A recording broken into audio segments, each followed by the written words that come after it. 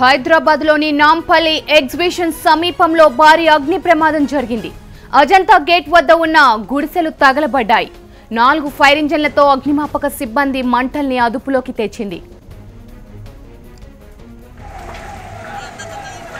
ఇక దీనిపై మరింత సమాచారం మా రిపోర్టర్ రమణ అందిస్తారు. రమణ, ప్రస్తుతం పరిస్థితి చూస్తుంటే చాలా దారుణంగా కనిపిస్తుంది. మంటలు ఇంకా ఎంతవరకు ఆర్పుతున్నారు? ఎన్ని ఫైర్ ఇంజన్ల వరకు వచ్చాయి ఇప్పుడు ఆ ప్లేస్ కి?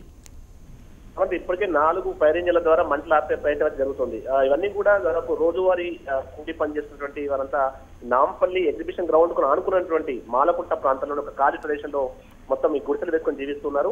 అయితే అకస్మాత్తుగా ఒక్కసారిగా మంటలు చెలరేగడంతో వారు గుర్తించి అందరూ కూడా ఆర్తనాదాలు పెడుతూ బయటకు పరుగులు తీయడంతో మొత్తంగా ప్రాణప్రాయం తప్పిందని చెప్తున్నారు. అయితే ఇంకా లోపల ఎవరైనా ఉన్నారా అన్న విషయంలో స్పష్టత రావాల్సి ఉంది.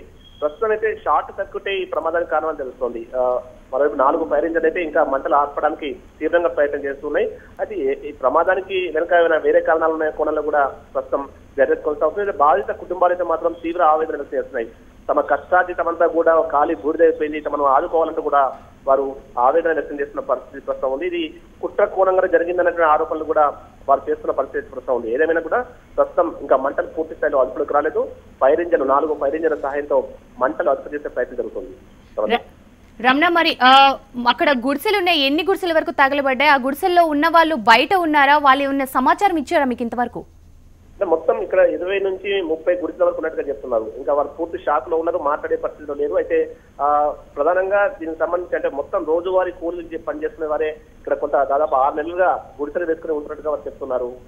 ఒకసారిగా పొగలు వచ్చడంతో మేము అప్రమత్తమై బయటకు పరుగులు తీసాం, దాంతో ప్రమాదం తప్పిందని చెప్తున్నారు. కానీ ఇంకా కొంత ఆందోళన అయితే వ్యక్తం అవుతుంది. ఎవరైనా లోపల ఉన్నారా అనే కోణంలో ప్రస్తుతం పూర్తి స్థాయిలో ఎవరెవరు ఇంకా వారికి సంబంధించి మిస్సింగ్ ఎవరు ఉన్నారనే విషయంలో మాత్రం స్పష్టత అయితే రావాల్సింది. అందరూ దానికి సంబంధించి పూర్తిగా ఆరా తీస్తున్నారు.